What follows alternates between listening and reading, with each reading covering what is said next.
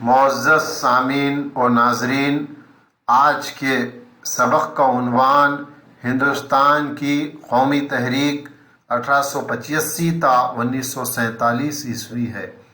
Indian national movement part 2 میں ہم مختلف قومی تحریک کے عناوین کا احاطہ کریں گے۔ خلافت تحریک ترکی کے سلطان خلیفہ یا مسلمانوں کے سربراہ کہلاتے تھے اور ترکی کی حکومت سلطنت عثمانیہ کہلاتی تھی۔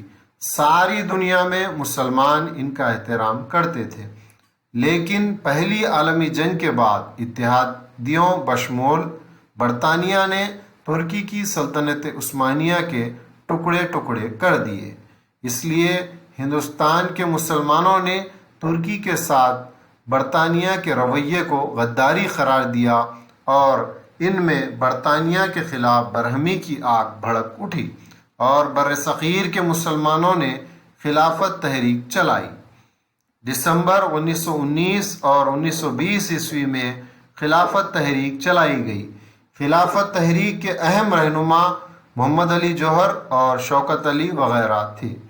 گاندھی جی نے اس تحریک میں ہندو مسلم اتحاد کے وسیع امکانات دیکھے اور برطانوی سامراجیت کے خلاف ایک متحدہ لڑائی کو بھی دیکھا۔ خلافت تحریک کو کانگریس کی مکمل تائید رہی۔ ہڑتال اور احتجاجی جلسے مشترکہ طور پر منظم کیے گئے۔ ہندو مسلم اتحاد کے روپرور مناظر ملک کے مختلف طول و عرض میں دیکھے گئے۔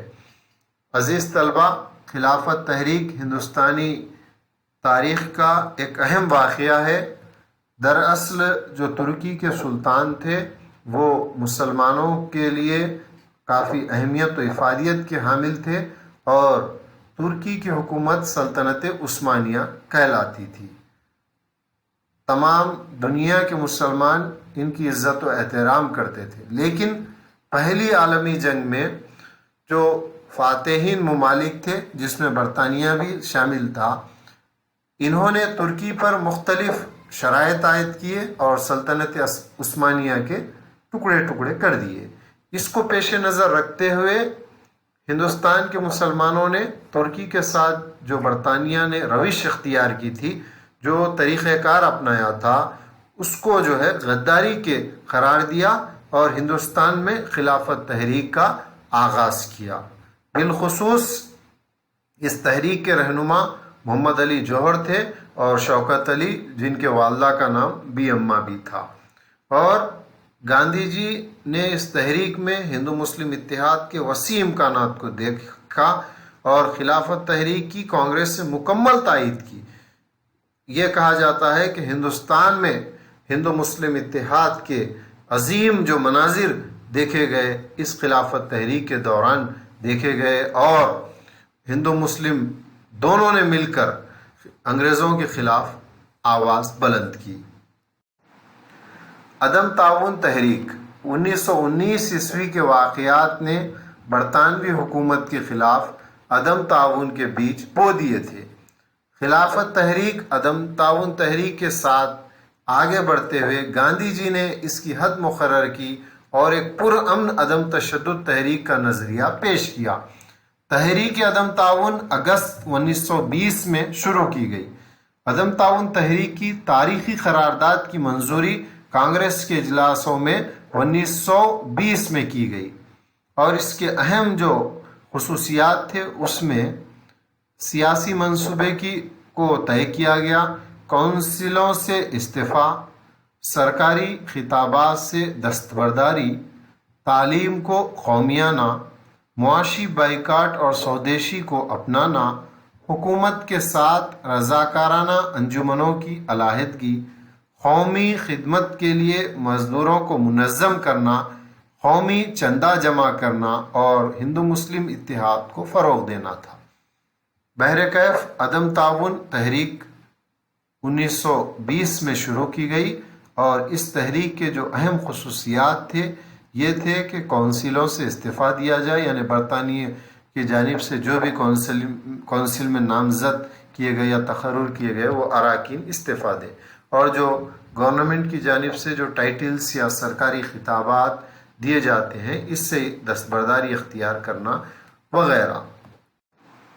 عدم تعاون کے طریقے: وکیلوں نے اپنی وکالت چھوڑ دی، سودیشی اور چرخہ خود اعتمادی کی علامت بن گئے، سرکاری تقریبات میں شرکت سے انکار اور انتخابات سے کانگریسی امیدواروں کی دستبرداری نے احتجاج کو نقطۂ عروج پر پہنچایا، اور ہندوستان کے مختلف حصوں میں اس تحریک کو کافی وسعت ملی۔ دیہی علاقے سیاسی طور پر باشعور ہونے لگے، اور مدنہ پور میں کسانوں نے یونین بورڈ محاصل ادا کرنے سے انکار کیا۔ آسام کے چائے کے باغات میں مظاہرے کیے گئے، اور آندھرا کے وجے واڑہ میں متوازی مقامی کونسل قائم کی گئی۔ چھوٹا ناگپور کے آدی واسیوں نے چوکیداری ٹیکس کو ادا کرنا روک دیا وغیرہ۔ یہ طریقے عدم تعاون کے لیے اختیار کیے گئے۔ عدم تعاون تحریک کے نتائج: ہندوستان میں بڑے پیمانے پر شعور بیدار ہوا، عوام کی طاقت کا احساس ہوا۔ حالات کو معمول پر لانے کا کوئی راستہ نہ ملنے پر حکومت نے ظالمانہ اقدامات کیے، قومی رہنماؤں کو جیل خانوں میں ڈال دیا، کانگریس اور خلافت تنظیموں کو غیر قانونی قرار دیا گیا، جلوسوں پر پابندی عائد کر دی گئی، اور بڑے پیمانے پر گرفتاریاں کی گئی۔ عوام میں جیل کا خوف غائب ہو چکا تھا، اور جیل خانے کے مقامات بن گئے۔ عدم تعاون تحریک تاریخ ہند میں اہم مقام رکھتی ہے۔ 1922 میں اتر پردیش کے چوری چورا مقام پر پرتشدد واقعہ پیش آیا، جہاں انگریزوں نے کسانوں پر گولیاں چلائی۔ ہجوم نے پولیس اسٹیشن پر حملہ کرتے ہوئے اس کو آگ لگا دی، جس کے نتیجے میں پولیس والے زندہ جل گئے۔ گاندھی جی نے اس تحریک کو معطل کرنے کے متعلق سنجیدگی سے غور کیا، اور گاندھی جی کی ایما پر ہدایت پر کانگریس ورکنگ کمیٹی نے تعمیری پروگرام کے حق میں احتجاج کو معطل کرنے کا فیصلہ کیا۔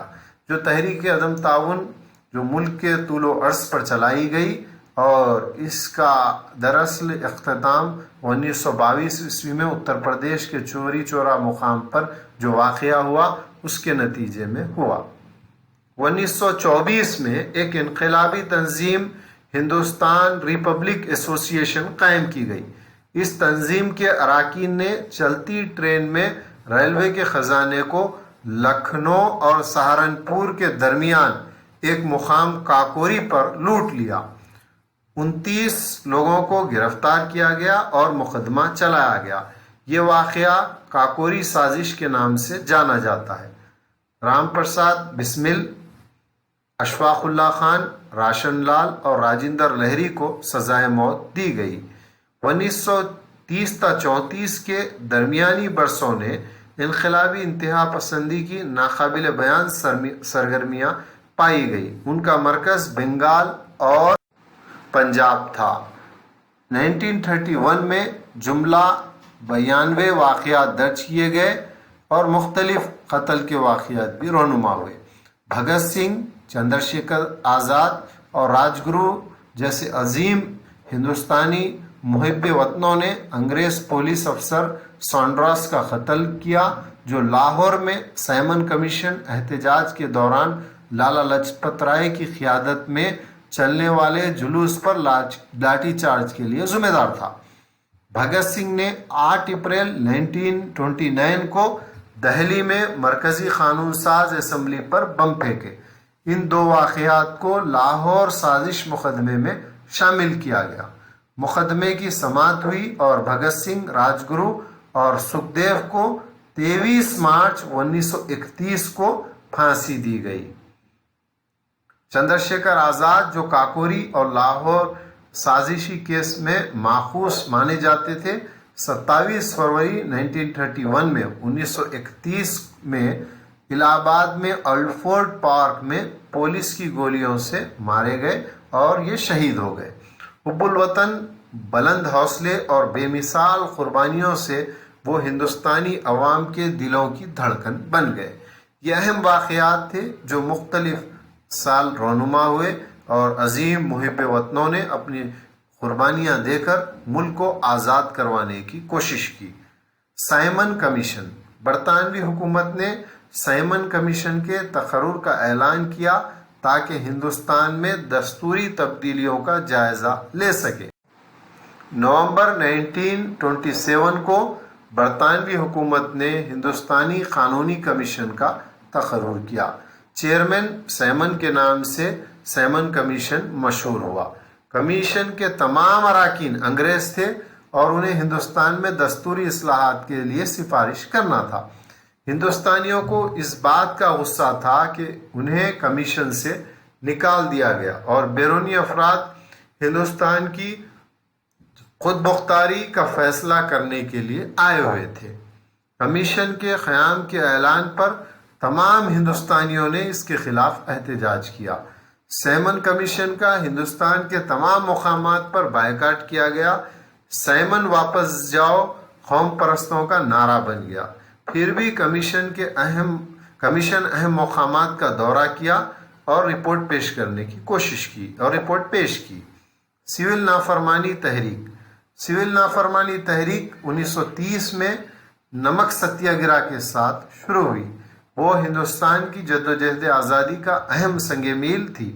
سول نافرمانی تحریک جدوجہد آزادی کے لیے لاکھوں ہندوستانیوں کو متحرک کرنے کا سبب اور باعث بنی۔ عزیز طلبہ، سائمن کمیشن اور کے متعلق ہم نے تفصیلات جانی کہ اس کے چیئرمین کا نام سائمن تھا اور اس کے اراکین تمام انگریز تھے اور وہ ہندوستان میں دستوری اصلاحات کر رہے تھے، لیکن ہندوستان کے رکن کو اس میں شامل نہیں کیا گیا تھا۔ اس لیے ہندوستانیوں نے گو بیک سائمن کمیشن کا نعرہ لگایا اور ہندوستان سے واپس جانے کا یہ جو اہم نعرہ تھا وہ تمام ہندوستانیوں کے لیے بہت ہی تحریک کا باعث بنا۔ اس کے علاوہ سول نافرمانی تحریک، سول نافرمانی تحریک 1930 میں نمک ستیہ گرہ کے ساتھ شروع کی گئی۔ بابائے قوم، father of nation Mohandas Karamchand Gandhi کی قیادت میں سول نافرمانی تحریک بیرونی حکمرانی کے خلاف ایک براعظمی تحریک بن گئی۔ دسمبر 1929 میں کانگریس نے لاہور میں جواہر لال نہرو کی صدارت میں پورنا سوراج یعنی مکمل آزادی کا اعلان کیا، گولمیز کانفرنس کے بائیکاٹ کا فیصلہ کیا اور سول نافرمانی پروگرام شروع کرنے کے اقدامات کیے۔ گاندھی جی نے یہ تحریک 12 مارچ 1930 عیسوی کو شروع کی، جب انہوں نے نمک کے قانون کے خلاف ورزی کرتے ہوئے تاریخی ڈانڈی مارچ کیا، نمک کے قانون کو توڑا۔ 6 اپریل کو گاندھی جی کا نمک کے قانون کو توڑنا سارے ہندوستان میں عوامی تحریک کے لیے ایک اشارہ تھا۔ بہرحال بابائے قوم موہن داس کرم چند گاندھی نے اس تحریک کا آغاز 12 مارچ 1930 کو کیا اور 6 اپریل کو گاندھی جی نے نمک کے قانون کو توڑتے ہوئے یہ اشارہ دیا کہ یہ تحریک جو ہے سارے ہندوستان کے لیے ایک علامت بن جائے گی۔ ستیہ گرہ کرنے والوں نے نمک کے گوداموں پر حملہ کیے اور یہ تحریک مختلف ملک کے حصوں میں پہنچ گئی۔ شمال مغربی سرحدی صوبے میں خان عبدالغفار خان کی قیادت میں خدائی خدمتگاروں نے پشاور میں حکومت کے ہر قسم کے ظلم و جبر کا مقابلہ کیا۔ سیاسی بے چینی ہندوستانی فوج میں آ چکی تھی اور گڑھوال رائفلز کے 2 پلاٹونوں نے ستیہ گرہ کرنے والوں پر گولی چلانے سے انکار کر دیا۔ نمک ستیہ گرہ میں ہندوستانی سماج کے مختلف طبقات نے شرکت کی۔ حکومت نے انتقامی پالیسی اپنائی، اجتماعی گرفتاریاں، بلا امتیاز گولی چلانا، جائیدادوں کو ضبط کرنا اور افواج کے ذریعے خوف کا ماحول تیار کرنا، طاقت کے ذریعے بغاوت کو کچلنے میں ناکامی سے آخرکار حکومت نے مصالحتی روش کو یا رویے کو اختیار کر لیا۔